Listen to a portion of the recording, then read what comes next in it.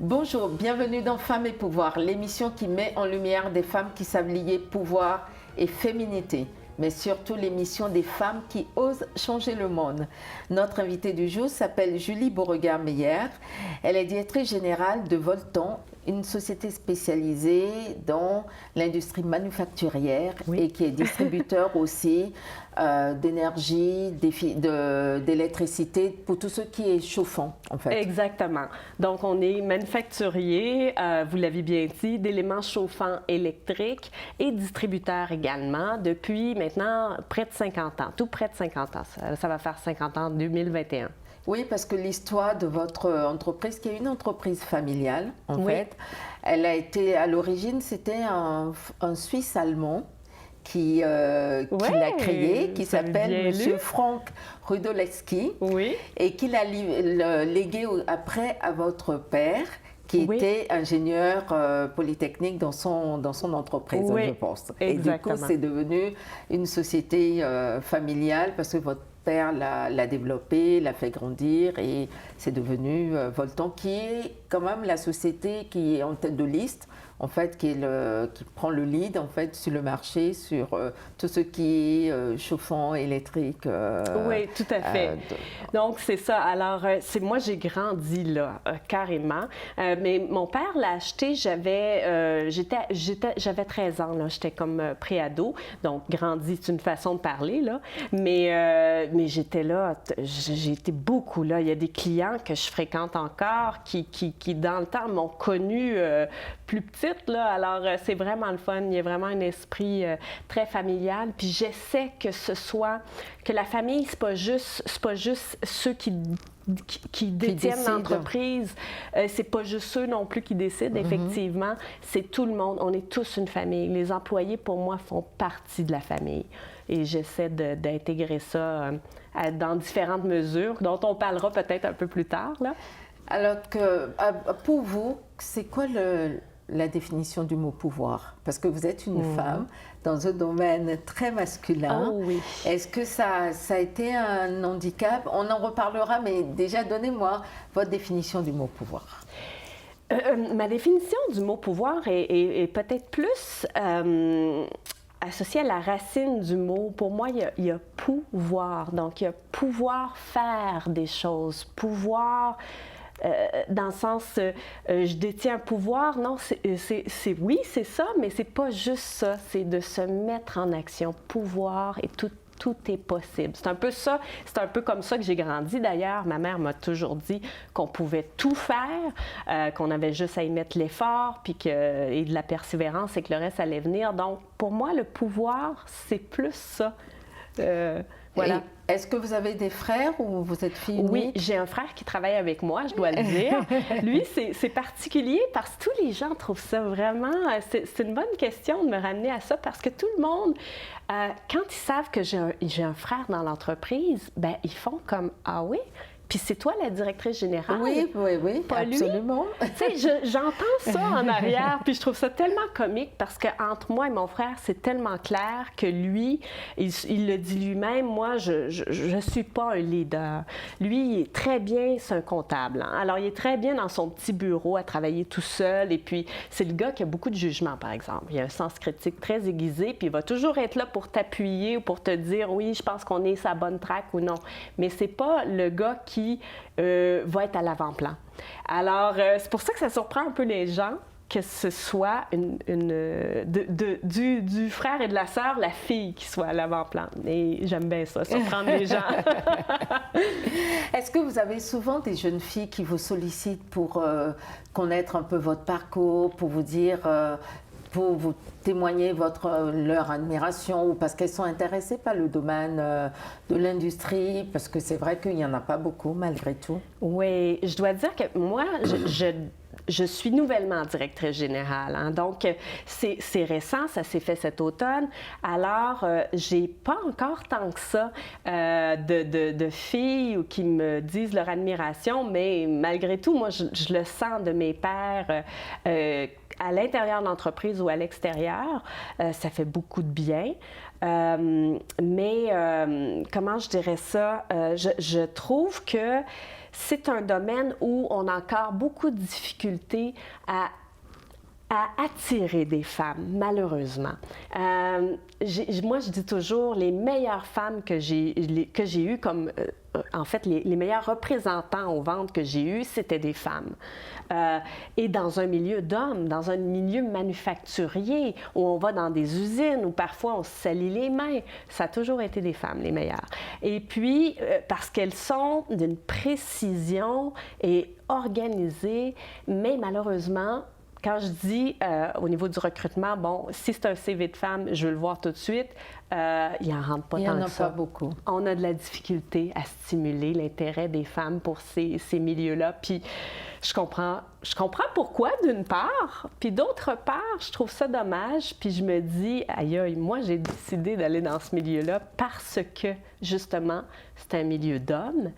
Et je voulais pas être, comment je dirais ça, j'avais été tiraillée en étant dans des équipes de femmes. Bon, je reviendrai un petit peu plus tard peut-être là-dessus, mais des fois, il y a une solidarité féminine qui n'était pas toujours là. Fait que j'ai décidé d'aller là-dedans.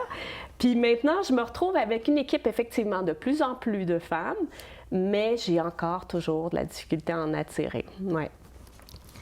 Et finalement, peut-être que les femmes qui sont dans ce domaine-là, comme vous disiez tout à l'heure, c'est un choix et qu'il faudrait peut-être communiquer encore plus dessus pour que les femmes se rendent compte que c'est un environnement dans lequel elles peuvent vraiment s'épanouir et qu'il y a énormément de possibilités. Ah oui, tout à fait. Énormément de possibilités, vous l'avez dit. Je dois dire par exemple que j'en vois plus. Avant, ma clientèle était à 95 % des hommes. On ne voyait pas de femmes tant que ça. Maintenant, on en voit de plus en plus. Oui, mais ça reste encore que quand je me présente sur la route dans une entreprise manufacturière, c'est très, très rare que je vois arriver une femme aussi en arrière de moi, là, tu sais. Alors, il y a ça, il y a ce défi-là. Et puis, tu sais, il y a quelque chose de drôle aussi, c'est comique, on se fait toujours encore un petit peu regarder. C'est comique. Moi, j'ai mon bureau, 2 exemples, là, je sais que je sors un peu des questions, là, mais c'est parce que ça m'est venu en lisant un peu le synopsis de l'émission, c'est que moi, mon bureau est situé à l'avant complètement et on a un comptoir chez nous de vente. Donc, les gens se présentent au comptoir pour acheter et mon bureau est vraiment situé en face. Puis, tu as tous les autres bureaux du personnel.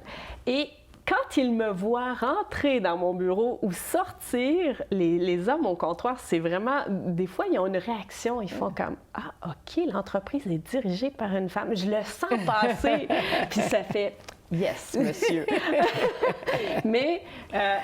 c'est drôle parce qu'on a encore à combattre des préjugés. Tu sais, comme des fois, je vais recevoir un appel, ça m'arrive encore de recevoir un appel, ça m'est arrivé il n'y a pas longtemps, d'un monsieur, bon, dans une entreprise que je nommerai pas, il y avait une urgence, on est un vendredi après-midi, et passé 3 heures, je suis la seule au bureau, parce que, bon, les employés qui étaient à 3 heures, ils ont ce loisir-là, puis il me dit... Bon, bien là, j'ai besoin qu'il y ait quelqu'un de technique qui vienne le plus rapidement possible. Bien, j'ai dit, moi, je vais me déplacer, ça va me faire plaisir. Puis il me dit, non, je veux quelqu'un de technique. Un vrai technicien. Et puis là, il me dit, envoie-moi tel gars. Tu sais, il nomme la personne. Et moi, je sais très bien que cette personne-là est très bonne. Mais ça fait bien moins longtemps que moi qu'elle est à l'emploi. Et moins technique. Là, je dis, OK, c'est beau. Tu sais, j'ai pas osé le... Mais... je trouve ça le fun de prouver par après que, regarde, tu pensais que je n'étais pas technique, mais on fait beaucoup plus nos classes que les hommes. Absolument. Ouais. Et donc, vous avez été le dépanner alors, le monsieur? Ah ben non, j'attends encore toujours. Ça, c'est un running gag chez nous. Hein? Il nous dit toujours, à chaque fois qu'il rappelle, bon, mes pauvres employés, c'est des techniciens, mes pauvres conseillers techniques sont comme, non, pas encore, ça ne me tente pas. Bon, parce qu'il appelle souvent, mais il nous rapporte beaucoup d'argent. Puis là, moi, je dis toujours à la blague, mais je peux y aller, tu sais. Mais il ne veut pas voir une femme. Il ne veut pas de femme. C'est spécial, hein? Et ça, il y en a encore. Il y en a encore. Il faut faire avec. Très bien. On change les mentalités tranquillement. Oui, il y a des choses qui prennent beaucoup, beaucoup de temps à changer. Oui. Est-ce que vous avez l'occasion de discuter avec des femmes, d'avoir des groupes de femmes qui sont dans le même domaine que vous, dans l'industrie manufacturière, et de partager un peu vos difficultés ou des anecdotes comme celle-ci? Ah ben oui, moi je fais partie du groupement chef d'entreprise, qui d'ailleurs je trouve ça excellent. Je pense que tout entrepreneur, moi longtemps j'ai pas voulu être accompagnée ou coachée. Je me disais non, je vais perdre mon temps, on dirait que je me sens comme un peu un esprit libre, j'ai besoin de cette liberté-là, mais non, ça prend un coach. Ça prend un coach et moi je l'ai trouvé au groupement chef d'entreprise. Donc c'est quelques coachs autour de la table. C'est d'autres dirigeants d'entreprise et on se partage nos expériences. Parfois, on a besoin d'aide sur un sujet. Donc, on va vraiment approfondir, aller demander conseil. Parce qu'on le sait, les entrepreneurs sont souvent très seuls. Oui. C'est une chose dont on ne parle pas beaucoup. Oui. Il y a la solitude liée à ça. Moi, je l'ai vu avec mon père. Et puis, c'était une des raisons à la base pour laquelle je ne voulais pas acheter l'entreprise. Je ne voulais pas vivre cette solitude-là et cette anxiété que je l'ai vu vivre au travers des années. Mais un moyen, c'est de s'entourer. Au groupement chef d'entreprise, j'ai fait partie aussi d'un groupe de femmes, exclusivement de femmes même. Et je vais être très honnête, j'ai trouvé ça difficile. D'accord. Oui. Puis je me suis rendu compte pourquoi. C'est parce qu'à cette époque-là, c'est des femmes qui ont très, très confiance en elles, OK? C'est des femmes qui étaient rendues à faire des acquisitions de d'autres entreprises. Et moi, je n'étais pas à ce niveau-là, à ce moment-là, mais je n'étais aussi pas en... Confiance. J'avais pas confiance en mes moyens. Je me sentais comme on dit, imposteur. Là, j'ai compris que, et ça m'a beaucoup amené au fond de faire partie de ce groupe de femmes-là, j'ai compris qu'à un moment donné, l'accompagnatrice de notre groupe m'a appelée puis m'a dit, écoute, ben là, il va falloir que tu commences à t'assumer parce que tu es une entrepreneur. Arrête de dire que tu es une imposteur dans le milieu. Non, tu es une entrepreneur et moi, je te reconnais comme entrepreneur. Alors, pourquoi toi, tu ne te reconnais pas? T'sais? Puis là, ça m'a vraiment fait une grande leçon d'humilité. Ça venait de quelqu'un d'en plus beaucoup plus jeune que moi, quand même au début de la vingtaine, qui me dit ça. Puis de dire, hey, c'est vrai, on se dit tout le temps imposteur. Oui. Alors que les autres nous reconnaissent notre statut, bien sûr. Voilà, alors si on se reconnaît, les autres vont nous reconnaître.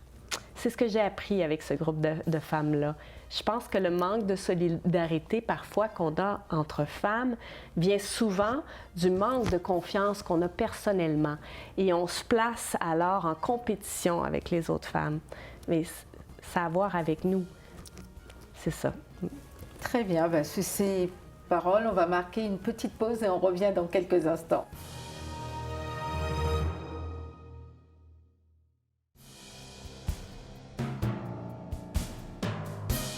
Nous sommes de retour sur le plateau de Femmes et Pouvoir. Nous parlions avec Julie de l'importance quand on devient entrepreneur ou chef d'entreprise de s'entourer aussi bien sur le plan familial ou amical, mais aussi d'aller chercher des professionnels qui peuvent vous accompagner à assumer ce nouveau rôle, à assumer ce nouveau statut qui des fois n'est pas forcément évident parce qu'on peut avoir l'impression qu'on n'est pas tout à fait à sa place ou qu'on n'est pas légitime sur ça. Julie, est-ce que vous avez une phrase, un adage, quelque chose qui pour vous illustre vos engagements, vos propos ou votre personnalité? Oh, j'en ai deux. Il y en a une qui s'appelle, c'est une espèce de maxime qui vient de la Bible, là, je dois le dire, malgré que je ne suis pas pratiquante, mais je trouvais ça tellement beau. J'avais une tante qui était sœur religieuse cloîtrée et elle nous avait envoyé une petite pensée, c'était « Attelle-toi à ta besogne et mets-y ta joie ». Puis, ça a fait son chemin, je ne sais pas pourquoi, c'était sur le bureau de mon père, sur son babillard, puis ça me parlait. Je me disais, c'est vrai, tu sais, dans chaque tâche qu'on fait, pourquoi pas y mettre notre joie, tu sais?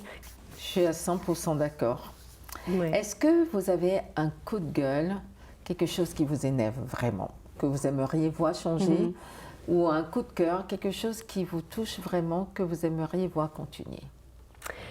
Le coup de gueule, je trouve en ce moment que, bon, je suis féministe, OK, oui, vous êtes féministe. Tout à fait. Mais je trouve qu'en ce moment, on exclut un peu trop les hommes. On a tendance à les exclure un peu dans notre discours. Je trouve ça super que le féminisme soit revenu à la mode. C'est génial, on en parle beaucoup, je trouve ça le fun. La seule chose, c'est ce que je trouve que c'est un peu trop inclusif seulement entre nous, les femmes, et que ça devrait être un petit peu élargi pour inclure les hommes aussi. Parce que c'est pas vrai que demain matin, ça va être juste des entreprises de femmes. Non, on va toujours travailler ensemble, les hommes et les femmes. Alors, soyons donc un peu plus inclusives là-dedans, dans ce discours-là. C'est comme si avant, on n'était pas solidaire entre femmes et on le devient, mais en excluant l'autre groupe qui, normalement, semblait nous faire subir. En réalité, aujourd'hui, on a l'impression qu'on fait subir aux hommes ce que nous, on a vécu. C'est ça. On a trouvé un autre bouc émissaire que d'autres femmes. Bon, les hommes à cette heure. Non! Fait que ça, d'une part, c'est mon coup de gueule. Puis mon coup de cœur, justement, va un peu avec ça. C'est que je vais faire un aveu très, très personnel. Au groupement chef d'entreprise, maintenant, je suis dans un groupe où c'est pas mal moitié femme, moitié homme. Et à un moment donné, j'ai fait un aveu. Je leur ai dit, écoutez, j'ai dit, je comprends. J'ai dit, il faut que je vous dise quelque chose, là. Je gagne moins en salaire qu'un homme qui serait à mon poste. C'était flagrant, tu sais. Après avoir fait l'étude, là, Et bon, maintenant, ça a été rétabli, là, je dois le dire, mais c'est qui m'a consolée? J'ai fondu en larmes, littéralement. Je ne peux pas croire qu'encore aujourd'hui, puis c'est des hommes qui m'ont consolée et qui m'ont dit, Julie, nous aussi, dans notre entreprise, c'était le cas. Les femmes qui avaient des postes de direction et qui plus est des femmes qui sont dans la famille, parce que c'était aussi des entreprises familiales, qui gagnaient moins que le frère. Alors, tu sais, c'est un beau témoignage, ça. C'est eux autres qui m'ont consolée. Fait qu'il faut le dire, ils sont là. Très bien. Si vous étiez un homme ou une femme d'État, lequel ou laquelle seriez-vous? Oh mon Dieu, ces temps-ci, j'adorerais Nancy Pelosi, mais je n'aurais pas une once de... Je serais vraiment pas aussi bonne qu'elle. Elle est extraordinaire. Moi, je trouve que de tenir tête comme ça, ça prenait une femme pour lui tenir tête, de un.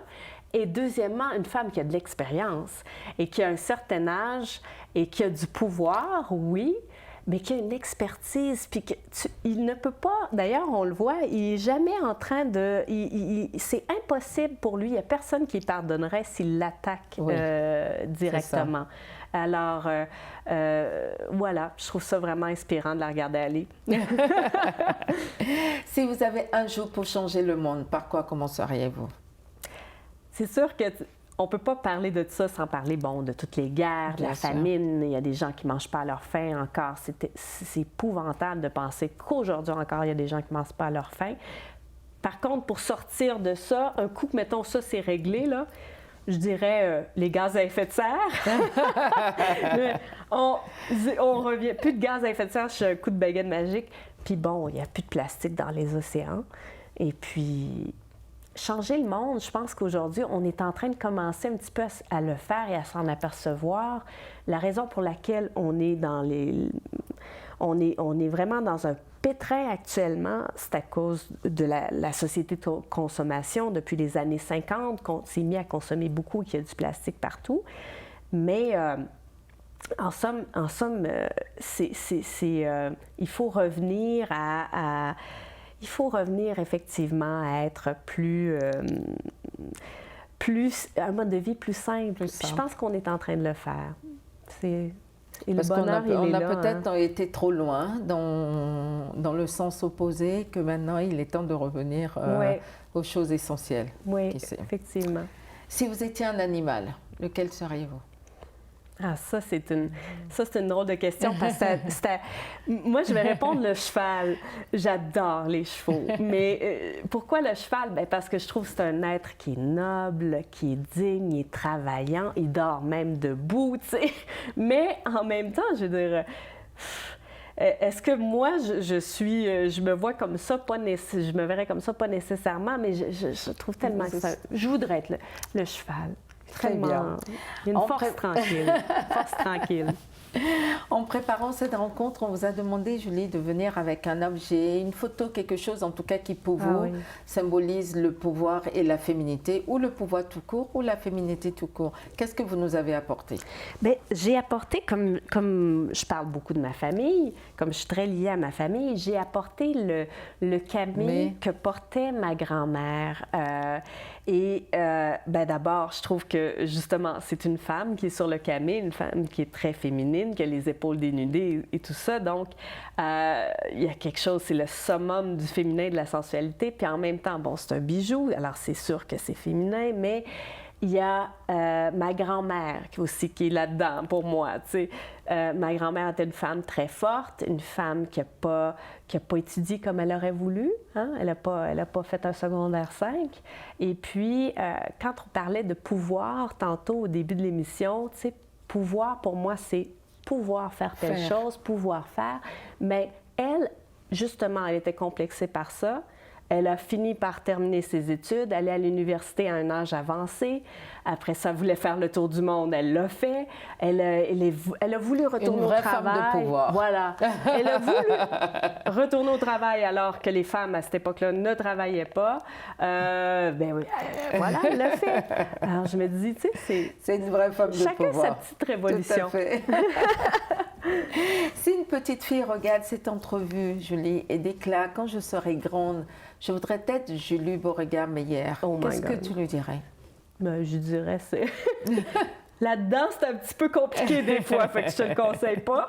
Mais pour ce qui est disons, être une femme assumée, ou je dirais, écoute, fais ce que tu veux, de un, puis de deux, c'est vrai que c'est le fun d'avoir des modèles. On n'en avait pas, nous autres, des modèles tant que ça quand on était jeunes. Et là, bon, pouf, il y en a qui arrivent d'un peu partout. C'est tellement le fun. Donc, tant mieux. Mais prévois-toi un plan B, juste au cas. Au cas où. Parce que moi, c'est même mon plan C qui a fonctionné. C'est ça. Très bien. Notre entretien touche déjà à sa fin, Julie. Tu es une femme de pouvoir. Quel pourrait être ton super pouvoir? Mon super pouvoir, je pense que c'est le même que beaucoup de femmes peuvent avoir dans les organisations, c'est-à-dire l'humanité, la sensibilité, l'intuition. Faire confiance à son intuition. Ça, c'est peut-être entre les trois celui que je choisirais. Hein? Souvent, on n'est pas dans le champ. Puis l'intuition, c'est aussi être à l'écoute. Et en étant à l'écoute, on est des meilleurs entrepreneurs. Oui. Très bien, ben, ça sera le mot de la fin. Mais merci. Merci beaucoup Julie pour d'être sur le plateau de Femmes et Pouvoir. C'était vraiment très intéressant. Merci beaucoup pour l'invitation. C'était Femmes et Pouvoir, l'émission des femmes qui savent lier pouvoir et féminité. Si cette émission vous a plu, n'hésitez pas à nous soutenir en allant sur tous nos réseaux sociaux, Facebook, Instagram, Twitter et LinkedIn, mais bien évidemment sur YouTube et encore plus sur notre site www.femmesetpouvoir.org. Je vous dis à très bientôt. Merci.